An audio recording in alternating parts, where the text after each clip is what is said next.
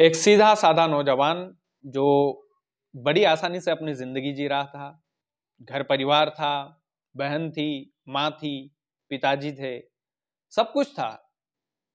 लेकिन अचानक से उस नौजवान के जिंदगी में एक ऐसा दिन आता है कि वो चित्रकूट का सबसे खूंखार बदमाश, सबसे खूंखार डकैत, सबसे खूंखार बागी भी उसको बोल सकते हैं, उसको बनना पड़ता है। आज हम घनश्याम केवट की बात करेंगे। घनश्याम केवट क्या वाकई में डकैत बनना चाहता था? क्या वाकई में बदमाश बनना चाहता था? क्या वाकई में घनश्याम केवट शुरू से ही अपराध की दुनिया में आना चाहता था? ये तमाम सारे सवाल आपके मन में उठ रहे होंगे। लेकिन मैंने बोला कि शुरू से ही वो ऐसा रहा उसकी जिंदगी में कि बड़ा नॉर्मल परिवार का लड़का था। लेकिन एक दिन उसकी बहन के साथ रेप हो जाता है। एक जो आदमी होता है उसकी बहन के साथ रेप कर लेता है और उसके बाद में घनश्याम केवट दर दर भटकता है। कौन से सरकारी दफ्तर में वो नहीं जाता है कि मेरी बहन को न्याय दे दीजिए। कौन से पुलिस स्टेशन में उसने इंस्पेक्टर के हाथ नहीं जोड़े होंगे।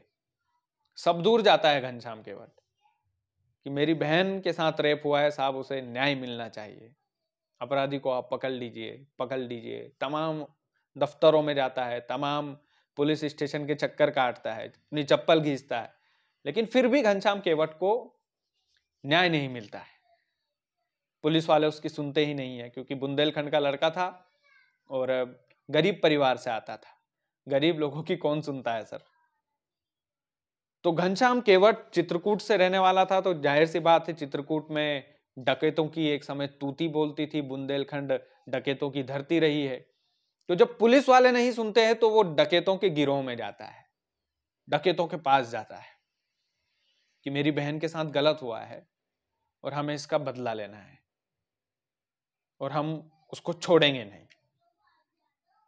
तो डकैत वो बोलते हैं ना, वो एक फिल्म का डायलॉग है पान सिंह तोमर में कि डकैत तो पार्लियामेंट में रहते हैं, बुंदेलखंड में तो बागी रहते हैं। तो वाकई में डकैतों का दिल ऐसा रहा हमेशा से कि जो भी व्यक्ति के ऊपर ज्यादा अत्याचार हुआ उसको न्याय दिलाने में भी काफी सारे डकैत जो है अपनी प्लानिंग प्लॉटिंग करके और अपराधी को छोड़ते नहीं थे। तो घनश्याम केवट जब डकैतों के पास गया अपनी बहन की न्याय की गुहार लगाने की, साहब मेरी बहन के साथ बलात्कार हुआ है, मैं उस व्यक्ति को जानता हूं, पुलिस मेरी सुन नहीं रही, प्रशासन मेरा सुन नहीं रहा, तो क्या आप लोग मेरी मदद करेंगे? तो फिर डकैतों के संपर्क में आके प्लानिंग प्लॉटिंग करके पूरी तरीके से प्लान बना करके घनश्याम केवट को डकैत सजेस्ट करते हैं बकायदा कि आप इस तरीके से इस अपराधी को आप मारना है आपको।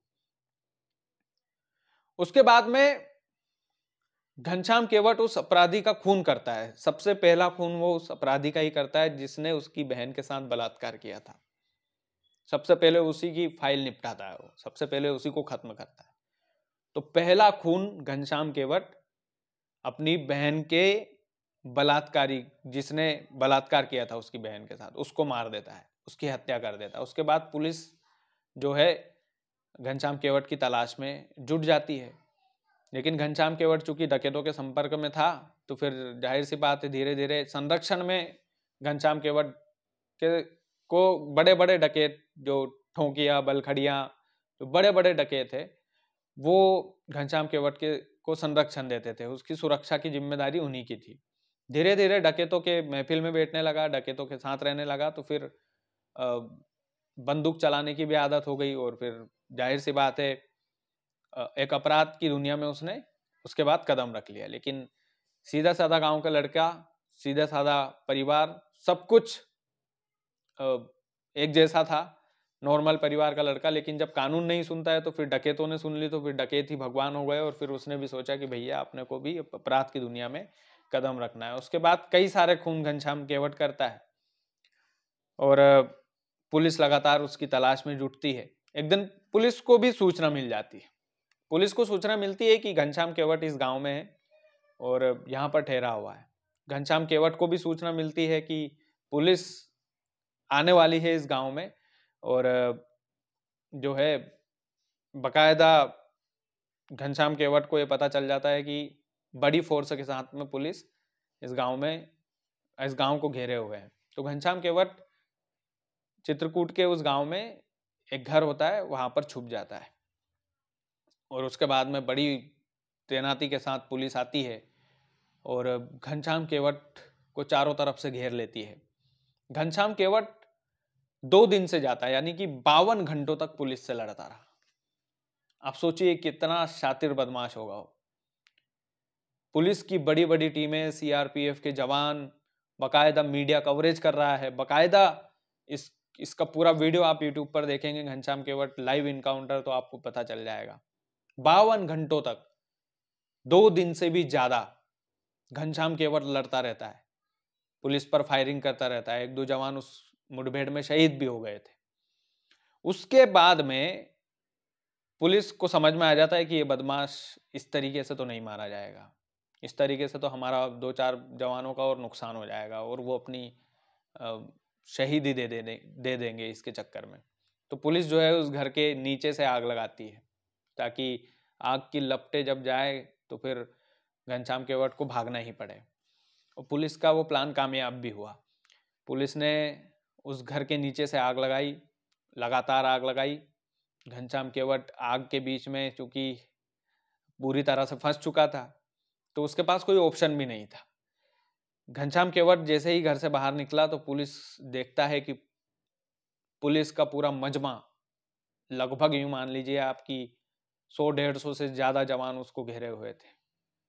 जैसे ही वो गली कूद कर भागता है जंगल की तरफ, उसके पीछे सीआरपीएफ के जवान जाते हैं, पुलिस के जवान जाते हैं, भागते दौड़ते और घनश्याम केवट को मार गिराते हैं।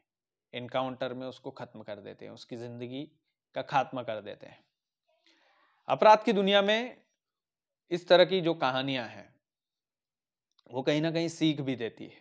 सीख इस बात की कि कानून यदि पहले सुन लेता घनश्याम केवट की तो कितना अच्छा होता। कानून यदि घनश्याम केवट की अपील सुन लेता कि मेरे बहन के बलात्कारी को आप पकड़ लीजिए, उसको सजा दिलवा दीजिए, तो वो अपराध की दुनिया में क्यों आता, वो अपराध की दुनिया में कदम क्यों रखता। लेकिन चूंकि भारत का कानून है, बड़ी लचर व्यवस्था है, गरीब लोगों की सुनी नहीं जाती है, पुलिस स्टेशन में चक्कर चक्कर लगा करके, और इस तरह के फिर घनश्याम केवट जैसे बदमाश पैदा हो जाते हैं। नाम बदमाशी का रखा, बंदूक मजबूरी में उठाई, शौक हो गया, लेकिन इसमें गलती किसकी मानेंगे? आप कमेंट करके जरूर बताइएगा। बाकी हमारा नया चैनल है, हम सरल शब्दों में आपको अच्छी कहानियां सुनाते हैं। उम्मीद है ये कहानी आपको पसंद आई होगी घनश्याम केवट की। बाकी आप वीडियो को ज़्यादा से ज़्यादा शेयर कीजिएगा। चैनल यदि आपने सब्सक्राइब नहीं किया है तो प्लीज़ कर लीजिएगा। बहुत बहुत धन्यवाद।